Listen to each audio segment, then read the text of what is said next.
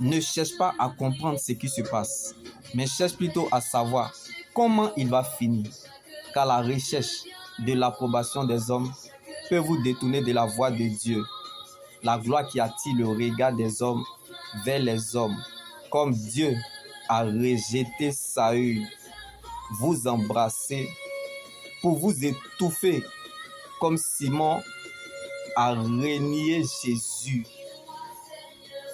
L'oreille qui écoute est la bouche qui va te trahir. Comme Judas a élevé Jésus, le destin te fait subir. Quand les hommes sont témoins, c'est fort, mais la destinée te prépare. Quand Dieu est témoin, c'est encore plus fort. La gloire qui attire le regard des hommes vers Dieu, comme Dieu a choisi David. David aimait tellement Dieu, à tel enseigne que Dieu était son berger et lui le mouton. David était l'ami des moutons, mais sur lui, l'huile a été versée. C'est cet homme-là qui est devenu roi de tout Israël. David n'était pas le choix de son père, mais Dieu l'a choisi. David était insignifiant, inconnu aux yeux des humains, mais connu de Dieu. Il était sans valeur, mais Dieu lui a donné une forme. Alors je prie que là où tu es, que la bonne santé de ta foi donne la santé à la foi de quelqu'un. Car prêcher ne veut pas dire adorer Jésus. C'est trop facile, bien-aimé, de prêcher. Tout le monde peut le dire, tout le monde peut le faire. Mais rester devant la face de Dieu,